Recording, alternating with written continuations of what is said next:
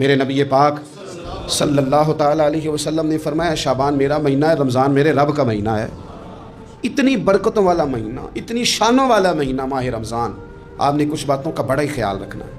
ایک تو آپ نے کوشش کرنی ہے نمازیں ذوق کے ساتھ پڑھی جائیں، یعنی ایک ہے کہ اوہ ٹانگیں نہیں اٹھ رہی اب تراویح کا ٹائم ہے، نہ اس میں کجی ہے، اس میں تھوڑا سا ذوق کی کمزوری ہے۔ اٹھنا ہے تو شوق سے اٹھنا ہے، بھاگ کے اٹھنا ہے۔ آپ نے مسجد کے ساتھ دلچسپی پیدا کرنی ہے، کوشش کرنی ہے مسجد کی صفائی بھی رمضان میں ہمارے ہی سے ہی آئے۔ اپنے علاقوں کی مساجد کی صفائی، نماز شوق سے پڑھنی ہے، شوق سے۔ آپ نے رمضان المبارک میں کوشش کرنی ہے کہ آپ یہ کہیں کہ زیادہ سے زیادہ میں دوسروں کو نواز سکوں، میں چپکے سے پہنچوں، کسی غریب تک خود سے جاؤں اور رمضان سے پہلے جاؤں، تاکہ وہ پہلا روزہ جو اس نے رکھنا ہے وہ اسی لنگر سے رکھے جو میرے حصے میں آئے، اور اس کو اپنا موسم سمجھیں جس کی وجہ سے اللہ آپ کو ثواب دے رہا ہے، اس کو موسم سمجھیں جس کی وجہ سے اجر مل رہا ہے۔ اور کوشش کریں کسی کو کپڑا جوڑا سوٹ دینا ہے، کسی طالب علم کو، امام مسجد کو، کسی غریب کو، کسی بوڑھی اماں کو، اپنے کسی چچا کو، اپنے دادا کو تحفہ دینا ہے تو وہ بھی شروع رمضان میں دے، تاکہ وہ آسانی سے سلا لیں، سلا کے پہن لیں۔ رمضان میں ہم نے قرآن پاک سے پیار کرنا ہے، قرآن پاک سے پیار کرنا ہے، صبح بھی تلاوت، دوپہر بھی تلاوت، بچوں کو ذوق دلانا ہے، شوق دلانا ہے۔ ہم نے قرآن مجید رمضان شریف میں تراویح میں ذوق سے سننا ہے، کھڑے ہونا ہے۔ پھر رمضان المبارک کے اندر احساس ہم نے بہت زیادہ پیدا کرنا ہے۔ ہم نے دیکھنا ہے کہ میں کس جگہ میری ضرورت ہے، میں کس طرح کر کے کام آ سکتا ہوں، وہاں اپنی خدمات کو پیش کرنا ہے۔ پھر اس سے آگے آپ بڑھیں گے۔ رمضان شریف کے اندر سحری میں اٹھنا تو ہے نا جی، دہی لینے بھی جانا پڑتا ہے، دودھ لینے بھی کئی دفعہ جانا پڑتا ہے، تو اٹھنا تو ہے۔ تو ایسا نہ کریں کہ 10 منٹ پہلے اٹھیں، اٹھ کے پہلے تہجد کی نماز پڑھیں، وہ نماز جس کے بارے میں میرے نبی پاک علیہ السلام نے فرمایا جب بندہ تہجد کے لیے کھڑا ہوتا ہے تو رب اسے دیکھ کے مسکراتا ہے، جو اس کی شان کے لائق۔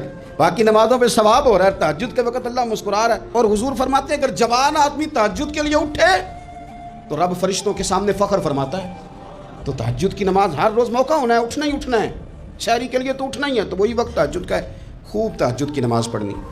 ایک چیز آپ نے پورا رمضان استعمال نہیں کرنی، وہ غصہ ہے۔ سارے روزے یعنی بالکل عین افطاری کے وقت بھی کوئی بندہ غلط بات، برداشت کون سی بات کرنی ہوتی ہے، صحیح کہ غلط ہے؟ صحیح کو تو برداشت کرنے کی ضرورت ہی نہیں ہوتی، برداشت کرنی غلط بات ہوتی ہے، اس کو سہنا ہے، اسے کہنا یار روزے ہیں، رب کی رحمت برس رہی ہے، جہاں میں نے تجھے اللہ کی رضا کے لیے معاف کیا۔